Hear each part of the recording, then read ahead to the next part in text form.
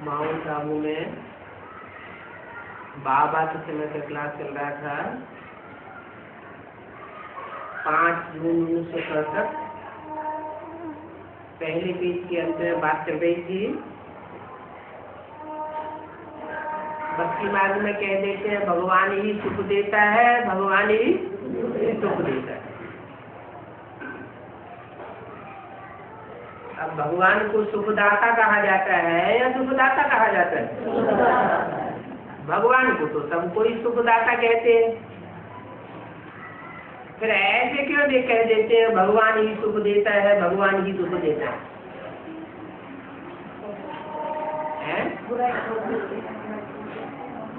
ये भक्ति मार्ग में जो कहने की बातें हैं, भक्ति मार्ग में बोलते हैं कि भगवान ही सुख देते हैं, भगवान ही दुख देते हैं। ये शूटिंग ब्राह्मणों की संग में भी दुनिया में होती होगी भक्तों के साथ, क्योंकि भगवान के भक्त भी होते हैं, भगवान की प्रजा भी होती है, बाप की प्रजा भी होती है, भगवान के भक्त भी होते हैं, बाप के बालक भी होते हैं। तो कोई भक्तों ने शूटिंग की है क्या कि भगवान सुख ही देते हैं और भगवान दुख भी देते हैं? वो कौन से भक्त रहे होंगे? ये कहते हैं भगवान दुख देते हैं, भगवान सुख देते हैं।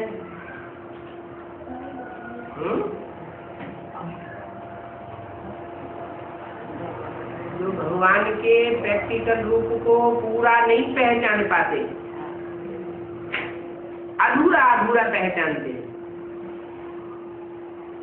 भगवान के माँ के प्यार के स्वरूप को पहचानते हैं, लेकिन बाप जो वर्षा देने वाला है उस रूप को नहीं पहचानते हैं। वो फिर अंत में बोलने लगते हैं कि तू ही दुख देता है, तू ही हमको दुख दिया और तू ही मेरे को दुख देता है, ठुकराता है। चाहे प्यार करे चाहे ठुकराए। अब भगवान की ठुकराता है क्या? भगवान तो आता है, सब बच्चों को गले लगाता है, ऐसे कह देते हैं। अभी तुम बच्चे तो ऐसे नहीं कहेंगे। अभी तुम बच्चे तो ऐसे नहीं कहेंगे। कैसे? कि भगवान ही सुख देते हैं, भगवान ही सुख देते हैं। अच्छा, अभी नहीं कहेंगे, आगे चल के कहेंगे क्या? जब ज्यादा माया परीक्षा लेगी, फाइनल परीक्षाएं होंगी, विनाश का टाइम आएगा, तब ऐसे कहेंगे क्या कि भगवान ही सुख देता है, भगवान ही सुख देता है? नहीं कहेंगे। पक्का रखना। अभी तुम जानते हो कि सतयुग में सुखदाम था। क्यों? सतयुग में सुखदाम क्यों था? कलयुग में सुखदाम क्यों है? कलयुग अर्थात झूठ खंड।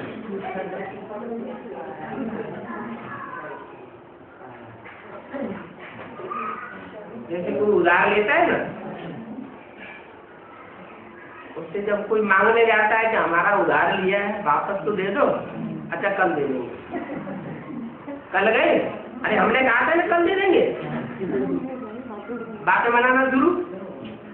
तो ये बातें बनाने वालों की झूठी दुनिया है, इसको झूठ खंड कहा जाता है। झूठ खंड में दुखधाम बन जाता है। पाई के कारण बना, झूठ के कारण सुखधाम बन जाता है। सतयुग में सुखधाम था, वहां दुख का नाम निशान नहीं था। क्यों? क्योंकि सत्य ही सत्य था, असत्य का नाम निशान नहीं था। कलयुग है दुखदान, अभी सुख का नाम निशान नहीं। ये तो तुम जानते हो कि ऊंचे से ऊंचे भगवान है। भगवान को ऊंचे से ऊंचे क्यों कहा? भगवान की तुलना किससे कर दी? ऊंचे से ऊंचे। किससे ऊंचे? मैंने तुलना की ना, किससे तुलना की? जो भी देवताएं हैं, जो भी मनुष्य मात्र हैं, जो भी गुरु हैं, जो भी धर्म पिताएं हैं, उन सब से तुलना की कि वो ऊंचे से ऊंचे है। कौन है ऊंचे से ऊंचे? परम पिता, सुप्रीम सोल। सुप्रीम सोल के लिए ऊंच और नीच की बात ही नहीं, वो तो जन्म मरण के चक्र में ही नहीं आता है। उसकी तुलना तो किसी से कर ही नहीं सकते। वो जिसमें मुकर्रर रूप से प्रवेश होकर के भगवान के रूप में संसार में प्रत्यक्ष होता है, उसकी बात है कि वो है ऊंचे से ऊंचे भगवान। क्योंकि ऊंच और नीच का सवाल इस दुनिया के रहवासियों के लिए है। जो सुप्रीम सोल शिव है वो तो इस दुनिया का रहने वाला ही नहीं है, सिर्फ आता है ज्ञान सुनाने के लिए। अब ज्ञान सुन करके जो ऊंच कर्म करते हैं वो ऊंच कहे जाते हैं, और सुन करके भी जो नीच कर्म करते हैं वो नीच कहे जाते हैं। तो ऊंच से ऊंच वो भगवान है और वो सब आत्माओं का भी बाप है। जो भी जन्म मरण के चक्र में आने वाली आत्माएं हैं, पार्ट बजाने वाली आत्माएं हैं, उन सब का बाप है। शरीर के बाप को तो सभी जानते हैं। जितने जितने 84 के चक्र में शरीर धारण किए उतने उतने बाप हुए, परंतु ये किसी को पता नहीं है कि आत्माओं का बाप कौन है और कैसे शक्ति पर प्रत्यक्ष होता है। आत्मा है ज्योति बिंदु, बिंदु बिंदु आत्माओं का बाप भी ज्योति बिंदु। लेकिन पता कैसे चलता है कि वो ज्योति बिंदु बाप कौन? क्योंकि बिंदु बिंदु आत्मा तो सब एक जैसी, पता कैसे चले? तो कोई मुकर्रर रथ में प्रवेश करता है तो पता चलता है ये सबका बाप है। वो बापों का बाप है, टीचर्स का टीचर है, सुप्रीम टीचर है, सब गुरुओं का गुरु है। उसका कोई गुरु नहीं, उसको पढ़ाई पढ़ाने वाला कोई टीचर नहीं, और उसको वर्षा देने वाला कोई बाप भी नहीं। उसकी आत्मा को जन्म देने वाला, आत्मा की पहचान देने वाला कोई भी बाप नहीं, साकार में कोई नहीं। इसलिए बोला कि वो सुप्रीम बाप है, सुप्रीम टीचर है, सुप्रीम गुरु है। हम सब कहते भी हैं कि हम आपस में ब्रदर्स हैं, क्योंकि आत्मा आत्मा भाई भाई है। तो जरूरी है कि सब एक बाप के बच्चे ठहरे ना। एक बाप के बच्चे तो एक परिवार हो जाता है। एक परिवार हो जाता है तो कोई एक माँ भी ठहरी, एक माँ एक बाप सब बच्चे तो एक परिवार हो गया।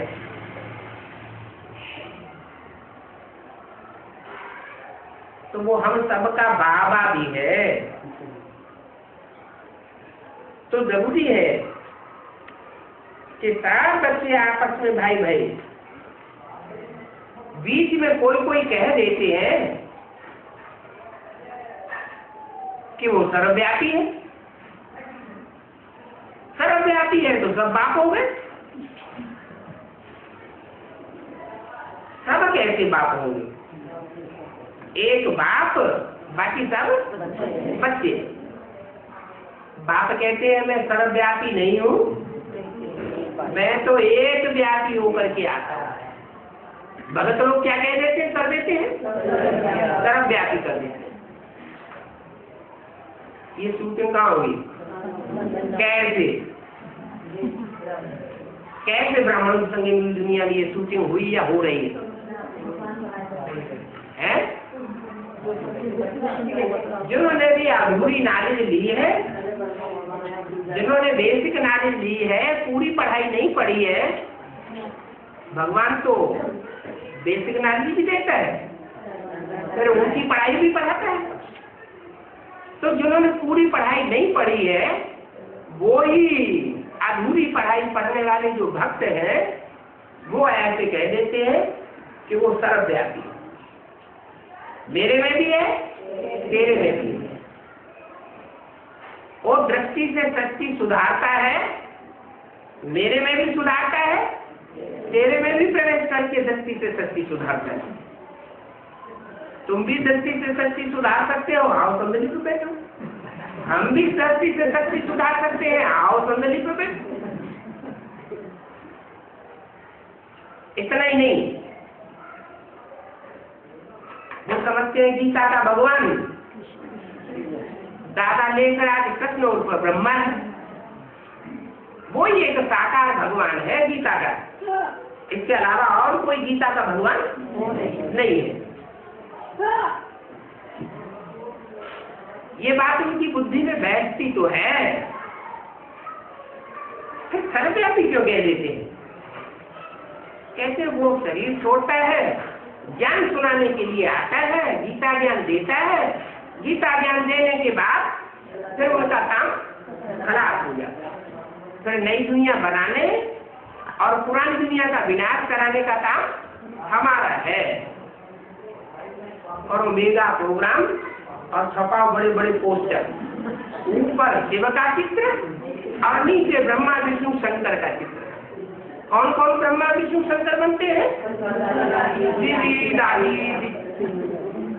वो इकट्ठी होकर के त्रिमूर्ति शिव बन जाते हैं।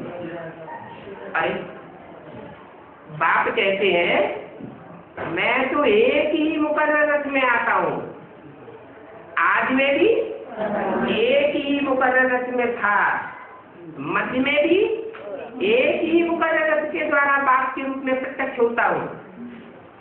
बाप का प्रत्यक्षता वर्ष भी मनाते हैं और अंत में एक ही मुकर्रर रथ के रूप में सारे संसार में प्रत्यक्ष हो जाऊंगा।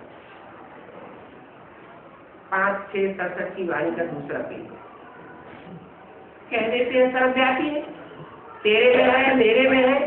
अरे तुम तो आत्मा हो या परमात्मा हो?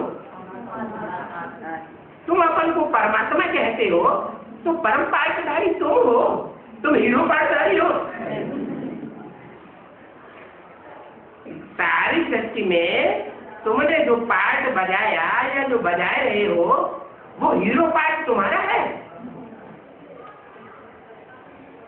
जो हीरो पाठधारी होता है वो आदि में भी हीरो होता है, मध्य में भी हीरो होता है और अंत में भी हीरो पाठ बजाता है। सत्य के आदि में शास्त्रों में लिखा हुआ है कि नारायण का राज्य था। जो नारायण था 16 कला संपूर्ण देवता था, वो ही जन्म के चक्र में आते आते अंतिम जन्म में क्या बन जाता है? अंतिम जन्म में पतित नर बन जाता है। नर को फिर नारायण बनाता हूं। ये गीता का ज्ञान है कि हे अर्जुन तू ऐसे कर्म कर जो नर से नारायण बन और नारी से लक्ष्मी बन।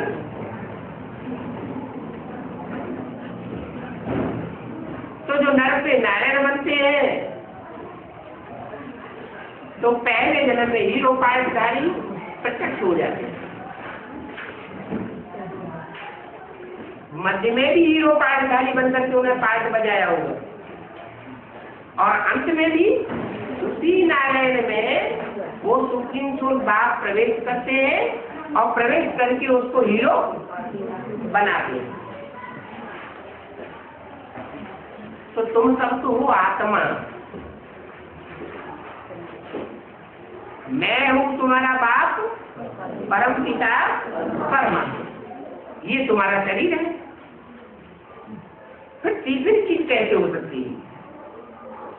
आत्मा और ये तुम्हारा शरीर। आत्मा को परमात्मा थोड़ी कहेंगे। आत्मा जन्म मरण के चक्र में आती है। परम पिता परमात्मा जन्म मरण के चक्र में नहीं आता है। अगर वो भी जन्म मरण के चक्र में आ जाए तो सृष्टि को उठाने वाला कोई नहीं है, पतितों को पावन बनाने वाला कोई भी नहीं। इसलिए जीवात्मा कहा जाता है। आत्माओं को जीवित आत्मा, जीवन में रहने वाली आत्मा। जीव परमात्मा थोड़ी कहा जाता है। क्या जीवधारी परमात्मा है ऐसे थोड़ी कहते। फिर परमात्मा सर्वव्यापी भला कैसे हो सकता है? वो अगर सर्वव्यापी होता तो फिर फादर हो जाए, सभी फादर हो जाए। फादर को फादर ही से वर्षा का एक मिलेगा। बाप से तो बच्चे को वर्षा मिलता है। अगर सभी फादर हो जाए तो फिर बाबा किनको कहें? इतनी छोटी सी बात भी कोई की बुद्धि में आती नहीं है। तो बाप कहते हैं कितने बेसमझ बन गए। हम तुमको आज से 5000 वर्ष पहले कितना समझदार बना करके गए थे। हेल्दी वेल्दी समझदार, इससे जास्ती समझदार और कोई हो ही नहीं सकता जितना तुमको समझदार बनाया। कितना समझदार, इतना समझदार तुम बन गए थे कि आत्मा के अपने 84 जन्मों की सारी हिस्ट्री तुम्हारी बुद्धि में आ गई। इतना समझदार तुम और कोई जन्म में तुमको बनाता ही नहीं।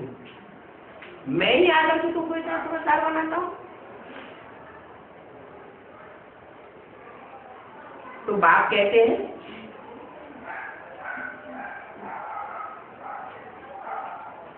अब तुमको जो समझ मिलती है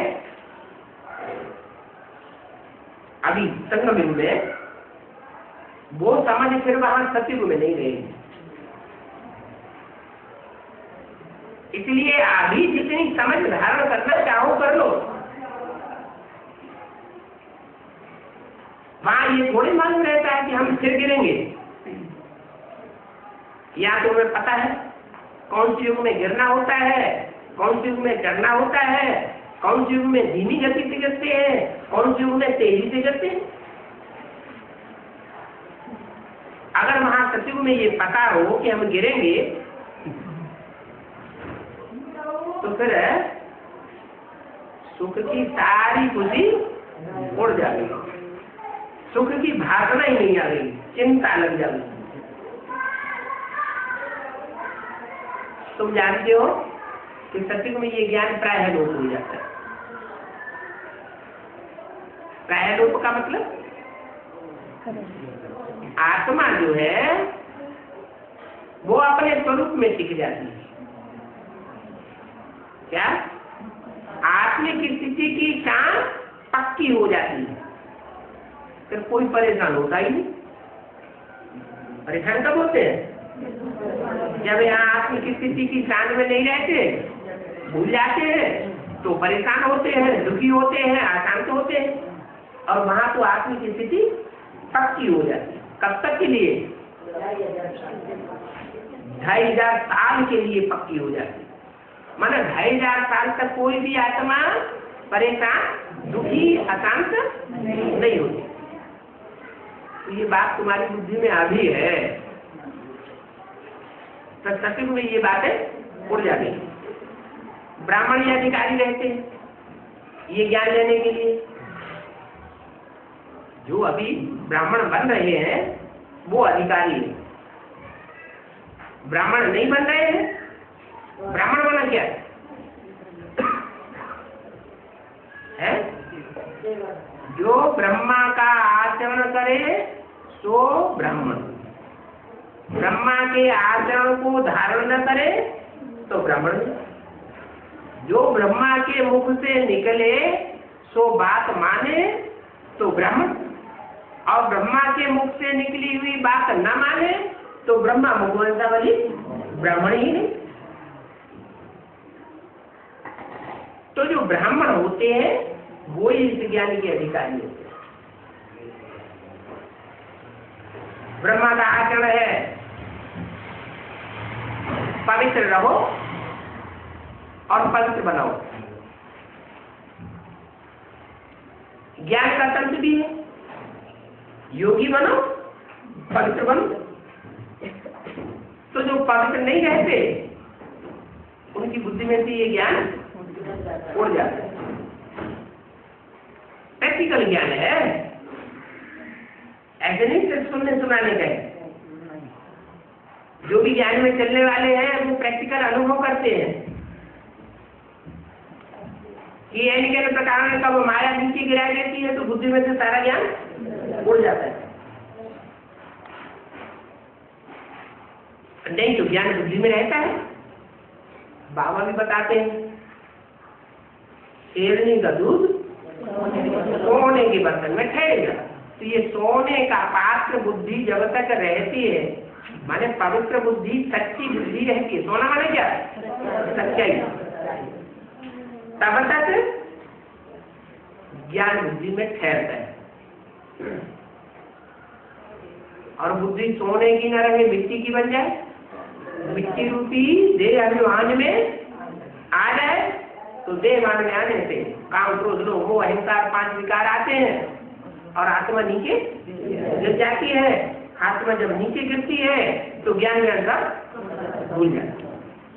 तो बताया ब्राह्मण ही अधिकारी होते हैं, ब्राह्मण होना पवित्र। तुम्हारी बुद्धि में है कि अभी हम ब्राह्मण वर्ग के हैं, संगम युग में अभी हम बाप के बच्चे बने हैं, ब्रह्मा मुखवंशावली बने हैं, ब्रह्मा के मुख से हम भगवान का ज्ञान सुन रहे हैं। तो हम ब्रह्मा मुखवंशावली हैं, ब्राह्मण वर्ण के हैं और ब्राह्मण ही ज्ञान लेने के निमित्त बन गए। निमित्त माना, निमित्त माना साकार में। जो साकार में ब्राह्मण है वो ही इस ज्ञान को लेने के निमित्त बनते हैं। क्या साकार में है? अगर शरीर छूट गया, कोई दीदी दादी दादाएं हैं या ब्रह्मा है या सरस्वती है, उनका शरीर छूट गया तो वो ज्ञान लेंगे तो कोई में प्रवेश करके, आज नहीं तो कल लेंगे, लेकिन निमित्त नहीं बनेंगे। और तुम निमित्त बनते हो, ये ज्ञान नहीं है। ज्ञान ब्राह्मणों को ही सुनाते हैं। क्या ऐसे?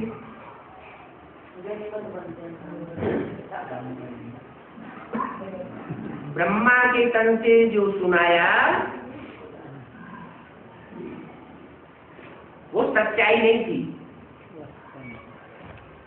100% सच्चाई उसे नहीं कहेंगे। क्यों? सुनने वालों ने सुना, सुनाने वाले ने सुनाया, लेकिन एक एक वाक्य के अर्थ को किसी ने समझा ही नहीं। तो जब समझा नहीं और दूसरों को समझा नहीं सके तो सच्चाई कहाँ बुद्धि में बैठी।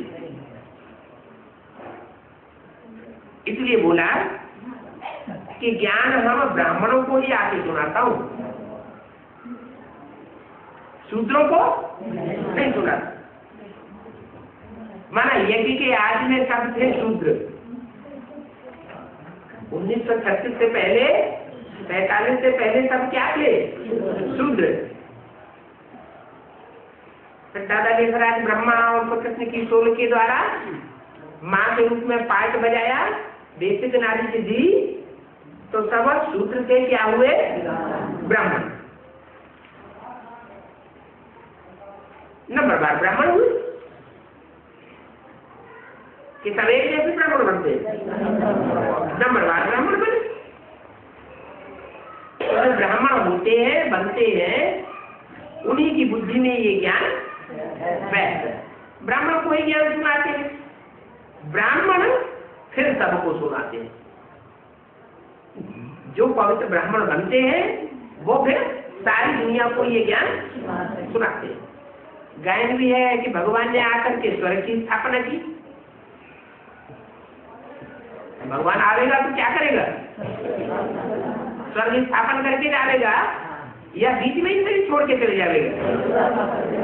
भक्ति मार्ग में जो गायन है कि भगवान ही सुखदाता है, सुख की शक्ति रचने वाला है, और जितने भी धर्म पिताएं हुए धर्म तो स्थापन किए लेकिन सुख की सृष्टि नहीं। दुनिया दुख ही दुख में और गिरती गई, दुख बढ़ता ही गया। धर्म पिताओं के आने के बाद सुख नहीं आया, सुख बढ़ा नहीं, सुख और ही कम होता गया। तो जो गायन है कि भगवान ही आकर के स्वर्ग रचते हैं, स्वर्ग बनाते हैं, वैकुंठ बनाते हैं, जन्नत रचते हैं, वो कहाँ का गायन है? इस संगम का गायन है। तो इससे भी साबित होता है कि ब्रह्मा के तन में आया तो, लेकिन भगवान बनकर के नहीं आया। अगर भगवान के रूप में आया होता तो ब्रह्मा के मंदिर होते, ब्रह्मा की मूर्ति होती, ब्रह्मा की पूजा संसार में चलती होती। और फिर बाबा ने भी मना कर दिया कि बच्चे ब्रह्मा का चित्र या मूर्ति नहीं बना, अगर बनावेंगे तो तुम भी पतित हो जाओगे। तो जिन्होंने मुख से निकली हुई ब्रह्मा की बात को माना, वो ब्रह्मा मुखवंशावली ब्राह्मण हुए। और वही ब्राह्मण जो है जब बाप टीचर के रूप में आकर के ज्ञान की एक एक बात का हिज्जा हिज्जा करके समझाते हैं तो उनकी बुद्धि में वो ज्ञान बैठता है। भगवान ने आकर स्वर्ग की स्थापना की, राजयोग सिखाया, ऊंच से ऊंच बाप ने आकर के क्या सिखाया वो तो अभी तुम जान गए हो और सभी के लिए जानते हैं। कृष्ण जयंती भी मनाते हैं, समझते हैं कि वो तो वैकुंठ का मालिक था।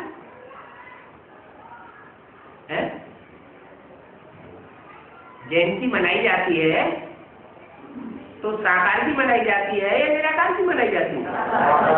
साकार की मनाई जाती है। जो कृष्ण की जयंती मनाते हैं या जो भी राम की जयंती मनाते हैं तो कभी साकार में वो आत्माओं ने पार्ट बजाया होगा।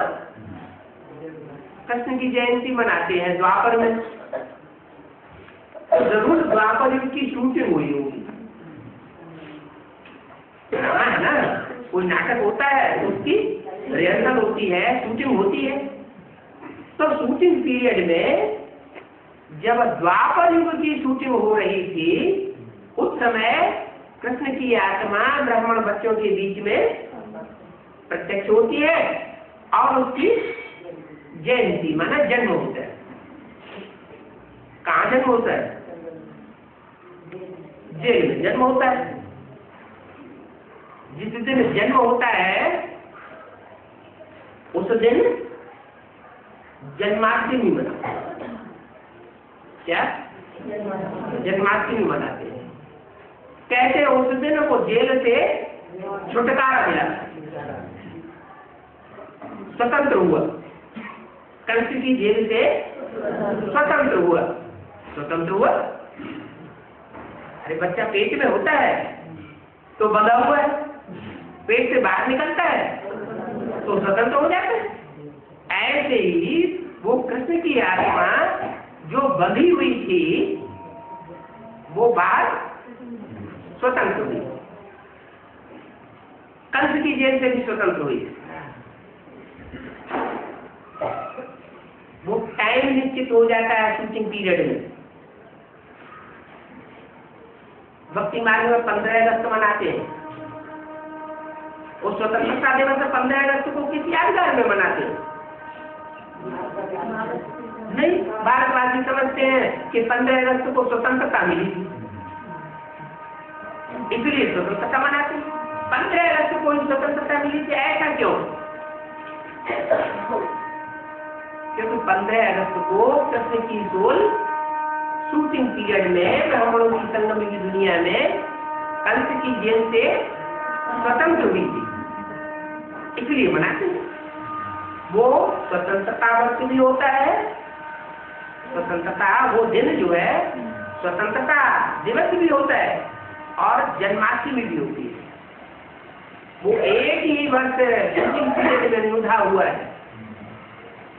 जिस दिन जन्माष्टमी भी होती है और उसी दिन स्वतंत्रता दिवस भी होता है। और द्वापर युग की शूटिंग में होता है, दूसरे युग की शूटिंग में ऐसा नहीं होता। कृष्ण जयंती मनाते हैं, समझते हैं कि वो तो वैकुंठ का मालिक था। कृष्ण जब जन्म ले, कंस की जेल से छूट जाए, तो दूसरों के लिए भी जेल से छुटकारा दिलाएगा या नहीं दिलाएगा? इतने बड़े बड़े धर्म पिताए हुए, अगर वो दुखों की जेल से छूट गए होते, मुक्त हो गए होते, उनको मुक्ति जीवन मुक्ति मिली हुई होती, तो दूसरों को भी मुक्ति जीवन मुक्ति दिलाते या नहीं दिलाते? न खुद जीवन मुक्ति में गए और न दूसरों को ले जाते। कह देते हैं महात्मा बुद्ध पाद निर्माण गया, शंकराचार्य पाद निर्माण गए, पाद निर्माण गए क्या? नहीं, कोई प्रूफ नहीं है। पार जो जाएगा वो दूसरों को भी पार ले जाएगा, खुद पार ले जाएगा, दूसरों को पार ले जाता। गुरु मर जाते हैं, उनके चेले फिर दूसरा गुरु कर लेते हैं कि ये दूसरा गुरु उनको पार लगा दे। तो इसका मतलब पहला गुरु पार नहीं गया ना, बीच में ही पुरुषार्थ करके डूब गया ना। अब कृष्ण जिसके लिए कहते हैं वैकुंठवासी था, वैकुंठ का मालिक था, वो कौन सी कृष्ण की बात है? दादा लेखराज की बात है, या दादा लेखराज की ही सोच अपना शरीर छोड़ने के बाद कोई ब्राह्मण बच्चे में प्रवेश होकर के ज्ञान चंद्रमा का पाठ बजाती है, अधूरे चंद्रमा का पाठ बजाती है, उसकी यादगार है। संगम युग में ही कृष्ण की सोल, उन पर दादा लेखराज ब्रह्मा की सोल प्रवेश करके जब पाठ बजाती है, मस्तक में अंदर अर्धचंद्र दिखाया जाता है, शंकर के माथे पर अर्धचंद्र। तो समझते हैं कि कृष्ण वैकुंठ का मालिक था, जरूर। मालिक कौन बनेगा? अरे राजाई का मालिक कौन बनेगा? ऐसे इस राजा का, इस राज्य का मालिक कौन है? जो होगा उसने पुरुषार्थ भी किया होगा, तो वो विश्व भर का मालिक था, ये किसी की बुद्धि में नहीं है। कृष्ण सिर्फ वैकुंठ का मालिक नहीं था, क्या वो सारे ही विश्व का मालिक था। विश्व में कितने होते हैं? 500-700 करोड़ जो भी मनुष्य मात्र होते हैं, सबके दिल में वो राज्य करता था। कौन? संगम भी प्रजापिता। तो मुरली में तो बोला है, next to God is Prajapita, next to God is Krishna, next to God is Narayan, next to God is Shankar. Shankar कहो, प्रजापिता कहो, मुरली कृष्ण कहो, नारायण कहो, बात तो एक ही हो गई। तो पता नहीं है कि कृष्ण वैकुंठ का मालिक था या सारे विश्व का मालिक था। अभी तुम्हारी बुद्धि में है कि वो संगम की कृष्ण तो सारे ही विश्व का मालिक था और वैकुंठ का भी मालिक था। क्या वैकुंठ की रचना की होगी तो उसका मालिक भी होगा। जब राज्य था तो और कोई धर्म नहीं था।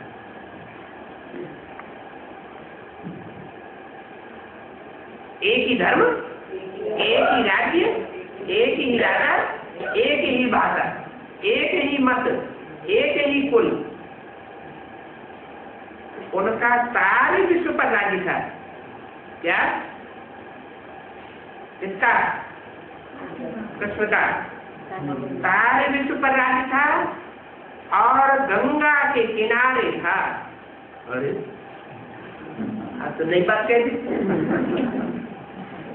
अभी तक कहते थे कि जमुना के किनारे स्वर्ग बनेगा, और अभी क्या कह दिया? गंगा के किनारे। हाँ, गंगा के किनारे था। अब तुमको ये कौन समझा रहे हैं? क्या कि वो गंगा किनारे वाला था? वो जो सिनेमा बनाने वाले हैं उन्होंने भी ऐसे ही गीत गा दिया, डोरा गंगा किनारे वाला। फिर तो ऐसा करे कमाल बंदा कल की ऐसे कैसे गीत बना दिए? वो गीत बनाने वाले की बुद्धि में ये कहाँ से आता है? सारे विश्व पर राज्य था, गंगा के किनारे था। अब तुमको ये कौन समझा रहे हैं? ये वास्तव में है भगवानवाद। क्या? भगवानवाद कि कैसे वो गंगा किनारे वाला भी था और कैसे वो यमुना के कंधे पर भी नई दुनिया की स्थापना। गंगा किनारे वाला है तो सारे विश्व के ऊपर राज्य करता है, और यमुना किनारे वाला है तो वैकुंठ का राज्य। बाकी वो सब भक्ति मार्ग के शास्त्र आदि है, यहाँ तो खुद भगवान सुनाए रहे हैं। क्या? वो जो शास्त्र आदि सुनाए हैं, बनाए हैं, वो बनाने वालों ने मनुष्यों ने बनाई है या भगवान से कैसे बनाई? मनुष्यों ने बनाए हैं, और यहाँ तो खुद भगवान समझाते हैं, सुनाते हैं। अभी तुम समझते हो कि हम पुरुषोत्तम बन रहे हैं। क्या? पुरुषोत्तम बन रहे हैं। बनाने वाला शिव भगवान जिसके द्वारा बनाता है वो खुद भी पुरुषोत्तम बनता है। तो पुरुषोत्तम हमको पुरुषों में उत्तम बनाते हैं। डॉक्टर क्या बनाएगा? डॉक्टर बनाएगा। वकील बनाएगा। इंजीनियर बनाएगा। तो बनाने वाला भी प्रैक्टिकल में कौन होना चाहिए? देवदेव महादेव कहा जाता है। तो ये गायन है कि पुरुषोत्तम ही हमको पुरुषोत्तम बनाते हैं। सारी दुनिया घोर अंधेरे में। गाया भी जाता है ज्ञान सूर्य प्रगटा अज्ञान अंधेर बिना। कितने साल बीत गए? 70 साल बीत गए। ज्ञान सूर्य प्रगटा ही नहीं प्रगटा तो अज्ञान अंधेर विनाश हुआ कि नहीं हुआ? हुआ? नंबरवार बुद्धियों में ज्ञान सूर्य प्रकट हुआ, अज्ञान अंधेर विनाश हुआ, नंबरवार हुआ।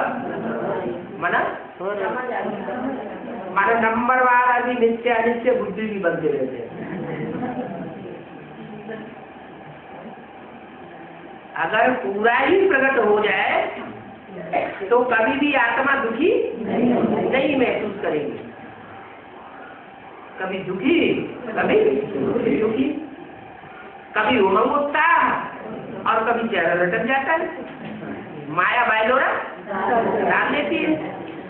इससे साबित होता है अभी ज्ञान सूर्य जो है वो 75 में रात के 12 बजे उदय हुआ है। अभी सब कहे कि हाँ यही है, यही है, यही है। ये किसी की बुद्धि में अभी नहीं है। अभी कहते हाँ ये महात्मा है, वो महात्मा परमात्मा हो सकता है, वो हो सकता है। अच्छा ये नहीं है, वो नहीं है, लेकिन अभी कौन है ये पक्का निश्चय बुद्धि अभी नहीं बने। सारी दुनिया घोर अंधेरे में है। गाया भी जाता है ज्ञान सूर्य प्रगटा ज्ञान अंधेर विनाश। अभी तुम अर्थ को जानते हो। क्या अर्थ है? अर्थ ये है कि बाप का प्रत्यक्षता वर्ष तो मनाया, लेकिन सन 76 रात्रि का 12 बजे का टाइम है जो विदेशियों के द्वारा ज्ञान सूर्य प्रकट हुआ। जो विदेशियों की दिन की शुरुआत है वो कै बजे से होती है? रात्रि के 12 बजे। अभी भारतवासियों ने उसे नहीं समझा कि ज्ञान सूर्य प्रकट हुआ। विदेशियों ने समझा कि सूर्य उदित हुआ 76 में। जो स्वदेशी है उनकी बुद्धि में अभी भी नहीं बैठा। भारतवासियों का दिन की शुरुआत कब होती है? सुबह सुबह जब सूर्य उदय होता है तब वो दिन की शुरुआत मानते हैं। इसका मतलब अभी भारतवासियों की बुद्धि में ज्ञान सूर्य उदय नहीं हुआ। तो ये एडवांस नॉलेज जो ले रहे हैं वो सब विदेशी है क्या? है? मानेंगे विदेशी है कि स्वदेशी है? कौन से देशी है? कौन से देशी है? स्वदेशी है? अरे कोट कोट पैंट पहने हुए बैठे हैं, स्वदेशी कैसे?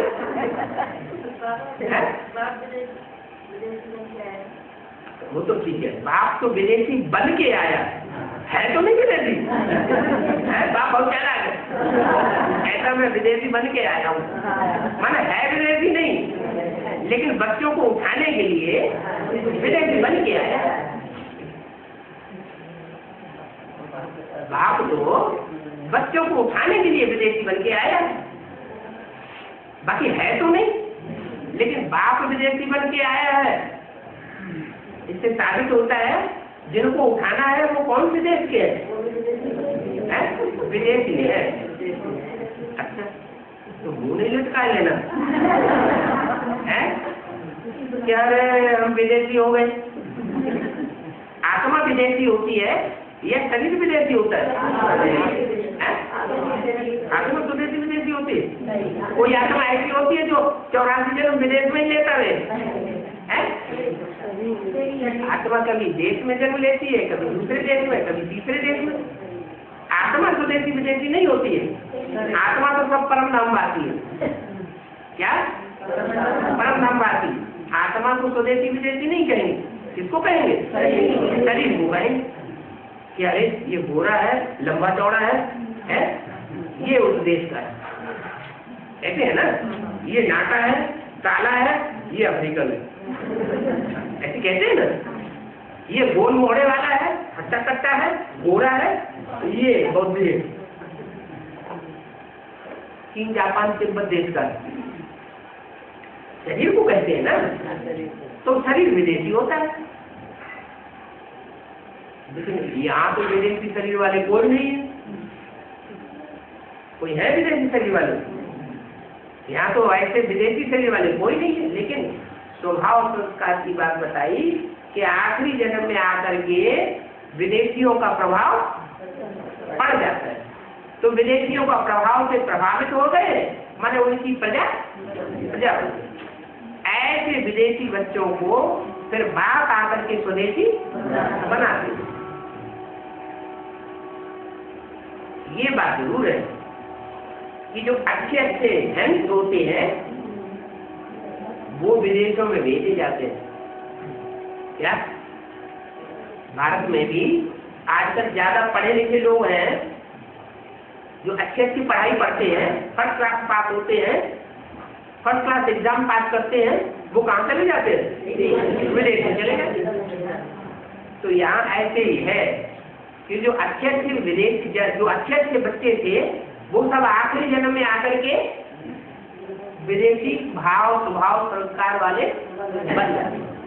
उन विदेशी भाव स्वभाव संस्कार वाले बच्चों को बाप आकर के पढ़ाते हैं और जानते हैं कि ये मेरे जैन बच्चे हैं। उनकी पढ़ाई पढ़ करके विदेश में कौन जाएंगे? जो बुद्धिमान होंगे वो जाएंगे या सब जाएंगे? जो बुद्धिमान होते हैं वो जाते हैं। तो ये मेरे विदेशी बच्चे हैं और ये विदेशी बच्चे इतने तीव्र बुद्धि वाले हैं, बुद्धिमान बाप के ऐसे बुद्धिमान बच्चे हैं, ये बात की गहराई को पकड़ करके ऊंची पढ़ाई पढ़ करके ऊंचे से ऊंचा पद पाने वाले। ऊंचे से ऊंचा पद कौन सा है? नर से नारायण। ये राजयोग की पढ़ाई यही बच्चे पढ़ सकते हैं क्या? जो आज कुंभकर्ण की नींद में सोए पड़े हैं वो ये पढ़ाई नहीं पढ़ सकते। तो बाप विदेशी बच्चों को उठा के गले लगाते हैं और कहते हैं बच्चे मैं तुम्हें राजयोग दिखाने आया हूँ और जन्म जन्मांतर की राजाई देने के लिए आया हूँ। तो मुंह लटकाने की बात नहीं है? रुद्रमाला के मणके भले सब विदेशी है, फिर भी बाप का वर्षा पाने वाले हैं। बाप का वर्षा पाने वाले हम बच्चे हैं। वो जो चंद्रवंशी निकलेंगे या चंद्रवंशी राधा निकलेंगी, वो राजा बनेंगे, अधिकारी बनेंगे या आदमी बनेंगे? बाप राजा बनाने के लिए आया है या आदमी बनाने के लिए आया है? बाबा तो कहते हैं मैं तुमको राजाओं का राजा बनाने के लिए आया हूँ, मैं तुमको आदमी नहीं बनाता हूँ। वो विदेशी भारत में आए, उन्होंने ऐसी पढ़ाई पढ़ाना शुरू कर दी कि सब आधीन बन गए। आजकल किसी को नौकरी मिलती है, जिससे हमें नौकरी मिल गई, पूरा परिवार बड़ा खुश हो जाता है। क्यों खुश हो जाता है? एक मेंटेलिटी बन गई है नौकरी करने की। किसी को नौकरी मिली मैंने बहुत खुश हो। ये नहीं जानते कि नौकरी माना टोकरी, कोई के आधीन रहना। बाप आधीन बनना नहीं सिखाते। क्या बता सिखाते हैं? अधिकारी बनो, आधीन न बनो। तो इतनी ऊंची पढ़ाई जो बाप हमको राजयोग से पढ़ाने आया है, उसमें हम अपने स्वमान में रहें। क्या कि हम ऊंचे से ऊंचे बाप के ऊंचे से ऊंचे बच्चे हैं, राजयोग से राजा ही प्राप्त करने वाले बच्चे। और एक जन्म की नहीं, 21 जन्म की भी नहीं, 21 जन्म की राजाई तो सुप्रीम कोर्ट बाप ज्योति बिंदु आकर के देते हैं। लेकिन जिसमें प्रवेश करते हैं, जिसमें प्रवेश करते हैं उसमें पुरुषार्थ करने का मापदा सब बच्चों से जाती होता है। तो वो जो 63 जन्म का राजभाग मिलता है हर धर्म वालों को, उसकी राजाई देने के निमित्त वो बन जाता है। कौन? प्रजा। जो भी 500 करोड़ की प्रजा है और 500 करोड़ की प्रजा में जो भी दूसरे धर्म में जाने वाली आत्माएं हैं, उनको वर्षा कौन देता है राजा को? उनमें उनको क्या राजा की मिलती? इब्राहिम आए, इब्राहिम के फॉलोअर्स को राजा की मिलती क्या? क्राइस्ट आते हैं, बौद्ध आते हैं, मोहम्मद आते हैं, उनके फॉलोअर्स को मुसलमानों को राजा ही नहीं मिलती क्या? राजा बनते हैं कि नहीं बनते? तो उनको राजा ही किसने दी? उनको भी राजाई देने वाला सब धर्मों का बाप है, वो उनको राजाई देता है। उनको भी राजाई मिलती है और साथ साथ भारतवासियों को भी राजाई। ऐसे नहीं कि 21 जन्म के ही हमको राजाई मिलती है, हमको बेहद के 2 बाप मिले, आत्माओं का बाप भी और मनुष्यों का बाप भी मिला। आत्माओं का बाप आकर आत्मिक दुनिया की, रूहानी दुनिया की 2 युगों की राजाई देता है, और जो जिस्मानी बाप है मनुष्य शक्ति का, वो हमको 63 जन्मों की राजाई देता है। 63 जन्म तो नहीं कहेंगे, क्यों? आखिरी जन्म में तो राजाई होती है क्या? आखिरी जन्म में किसी देश में राजाई वो सिर्फ कहते हैं। अरे भाई अटल बिहारी का राज्य है, इंदिरा गांधी का राज्य है, लेकिन इंदिरा गांधी का राज्य है क्या? है? बड़ी सभा में पत्थर मार के नाक तोड़ देते। तो राजाओं की ऐसी राजाई होती है क्या? आज राजा है, कल गद्दी से नीचे उतार देते। तो ये तो राजाई नाम मात्र की है, राजाई नहीं है, कांटों का ताज है। इसलिए आखिरी जन्म को छोड़ दो। बाकी जो 62 जन्म में राजाएं हुए हैं वो राजाई की प्राप्ति जो मनुष्य शक्ति का पिता है उसके द्वारा होती है। तो तुम अर्थ को जानते हो। वो लोग तो जो कुछ बोलते हैं तो अनर्थ ही बोलते हैं। वो लोग माने कौन लोग? दुनिया वाले हो, साधु सन्यासी, शास्त्र पढ़ने वाले, बड़े बड़े लोग, और चाहे ब्राह्मणों की दुनिया के हो, वो सब अनर्थ बोलते हैं। और तुम जो कुछ बोलते हो तो सब आप सही तो बोलते हो। तुम ब्रह्मा बोलेंगे तो तुम उसका अर्थ जानते हो। उनसे पूछो ब्रह्मा का अर्थ क्या है? सब है ब्रह्मा, तो अर्थ भी तो होना चाहिए। बाबा तो कहते हैं काम के आधार पर नाम पढ़ते हैं शास्त्रों में। तो बताओ ब्रह्मा का अर्थ क्या है? ब्रह्मा का ब्रह्मा ने बड़ी, माँ माने माँ, तो दोनों शब्दों को मिलकर के बन गया ब्रह्मा। तुम अर्थ भी नहीं जानते, ऐसे ही बिगड़ अर्थ बकते रहते। बाप ने हमको तो अर्थ सही से बताया, हम अर्थ का अनर्थ करने वाले नहीं है। वो तो उल्टा ही समझाते रहते हैं। ओम का अर्थ कितना लंबा कर दिया है। ओम का अर्थ बाप कितना छोटा बताते हैं। ओम माने मैं आत्मा, आप ऊ मां, तीन कार्य जो करे तो ओम माने आत्मा। कौन सी तीन कार्य?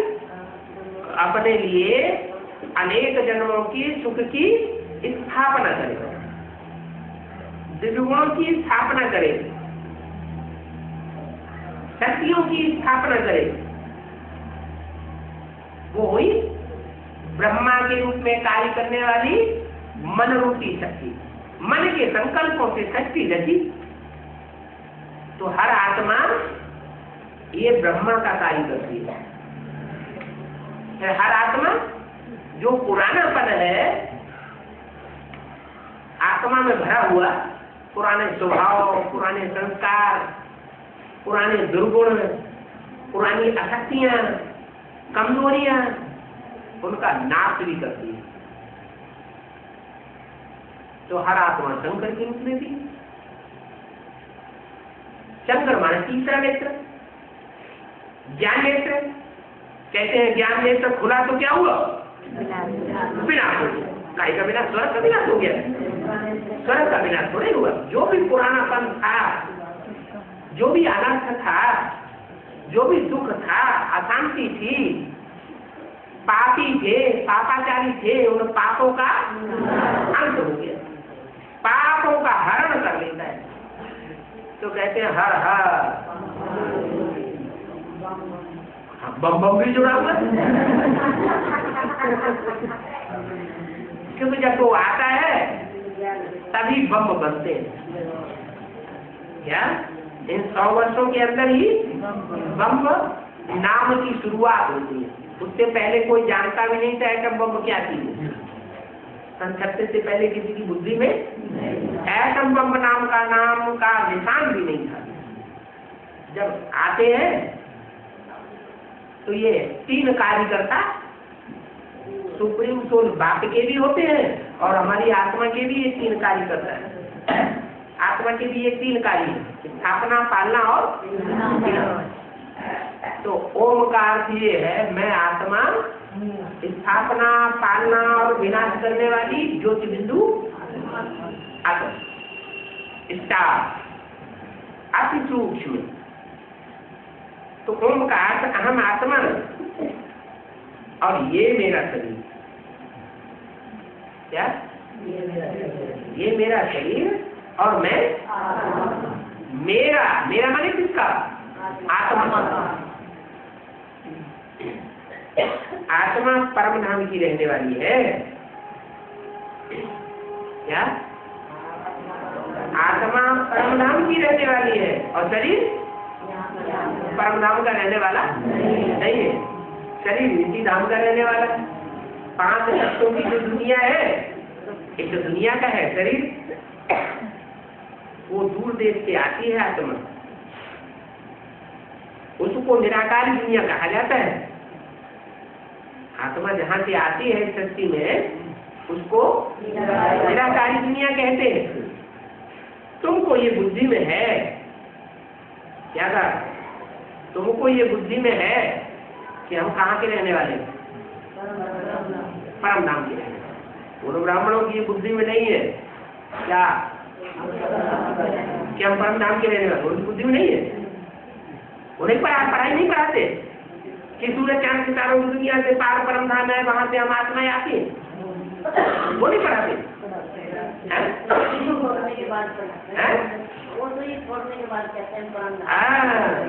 वो कहते हैं हम शरीर छोड़ देंगे तब हम परम धामवासी बने। और तुम क्या कहते हो? हम जीते ही परम धामवासी बनते हैं। असलियत तो तुम्हारी बुद्धि में है कि तुम कहाँ के वासी हो और वो कहाँ के वासी हो। तो हम शांति धाम के रहने वाले में ये तुम्हारी बुद्धि हमारी बुद्धि में है, फिर हम आकर के 21 जन्मों की प्रारब्ध हो गई। क्या हम परम धामवासी बनेंगे इस शरीर के साथ? शरीर छोड़ के नहीं, शरीर के साथ हम परम धामवासी बनेंगे। और परम धामवासी बनने के बाद फिर कहाँ जाएंगे? फिर हम नई दुनिया में जाएंगे। अगर सर्विस अर्थ है, जैसे अभी हम सर्विस करते हैं, तो अल्पकाल की ये बुद्धि परम धामवासी बनती है कि सदाकाल के लिए बनती है? अल्पकाल के लिए बनती है। तो जाना आना होता है, जाते भी है बुद्धि होते, फिर वापस आते हैं तो फिर इस दुनिया में सेवा करनी पड़ती है। सेवा करेंगे तो सेवा का मेवा खुशी मिलती है, तो हमारी अवस्था और भी निराकारी निरंकारी बनती है। ज्यादा ही हमारी प्रैक्टिस पक्की हो जाती है। ऐसे प्रैक्टिस पक्के करते करते फिर अंत में हम सदाकाल के लिए परम धामवासी बन जाते हैं। जब संपूर्ण हमारी स्टेज हो जाती है, जितना हम चाहें उतना निराकारी स्टेज में रहे और न चाहें तो निराकारी स्टेज में न रहे। ऐसी जब हमारी स्टेज हो जाती है तो फिर हम कहाँ वापस आते हैं? एक तो पुरानी दुनिया में हमको भटकने के लिए आना नहीं पड़ेगा। कहाँ आएंगे? हम रुद्रमाला के बड़ के भले हैं, फिर हम विजयमाला में फिर हो जाएंगे। क्या हमारे विकार उस समय निर्विकारी आत्मा बन जाएगी। निराकारी माना निर्विकारी। शरीर सहित हो गए, परम धाम से वापस लौटे तो कहाँ हम रहेंगे? इस शरीर के साथ परम धाम में जाएंगे। परम धाम से लौट करके कहाँ जाएंगे? सुख धाम में जाएंगे।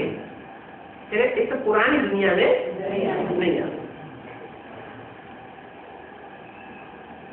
तो शांति धाम को निराकारी दुनिया कहा जाता है। हम शांति धाम के रहने वाले हैं, फिर 21 जन्मों की प्रारब्ध होंगे। तुमको तो कितनी खुशी होनी चाहिए। क्या वो कहते हैं हम शरीर छोड़ने के बाद सुख भोगेंगे, और तुम कहते हो हम जीते ही शरीर के साथ रहते हुए ही सुख भोगेंगे। तो खुशी किसको होगी ज्यादा?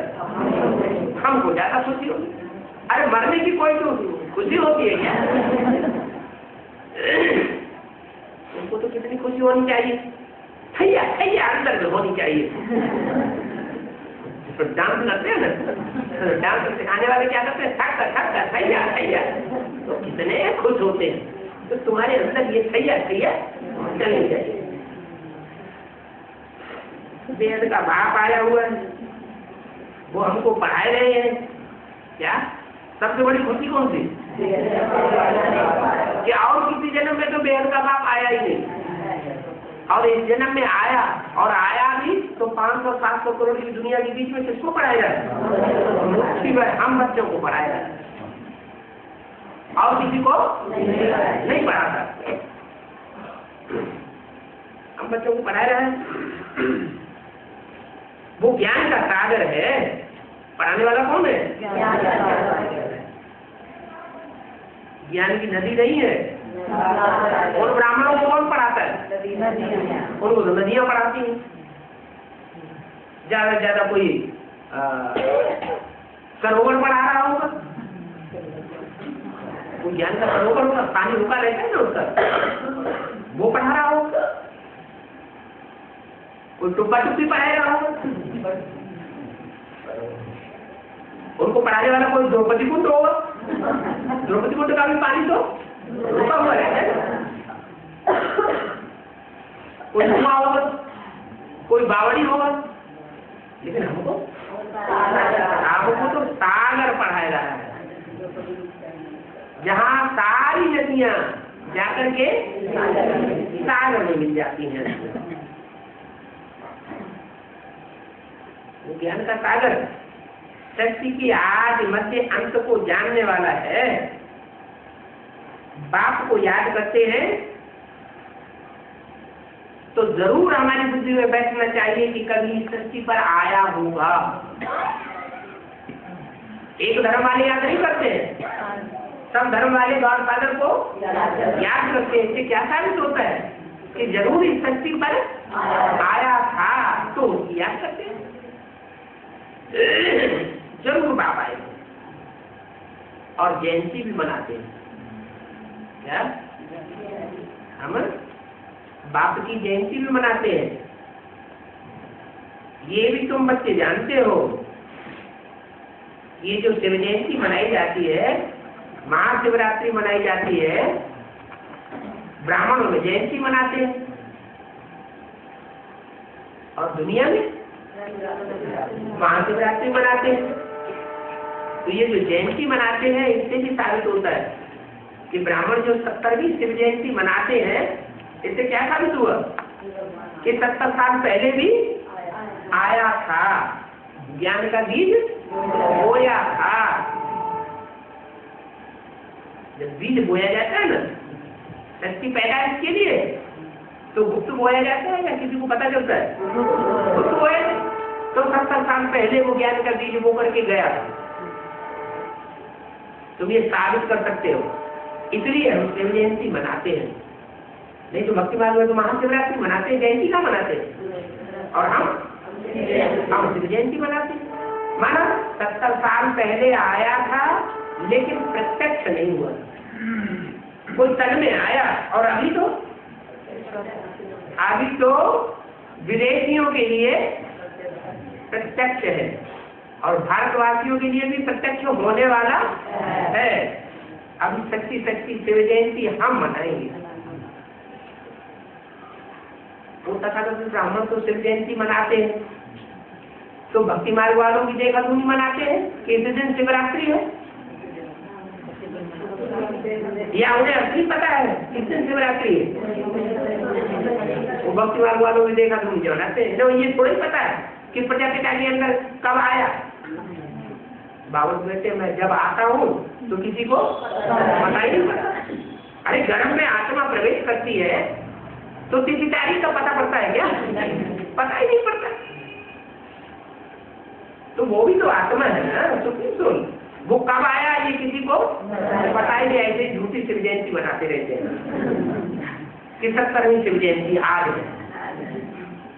अब तुम तो कहते हो कि अभी सच्ची शिव जयंती आने वाली है, जब भारतवासियों के लिए भी होगी और विदेशियों के लिए भी प्रत्यक्षता होगी।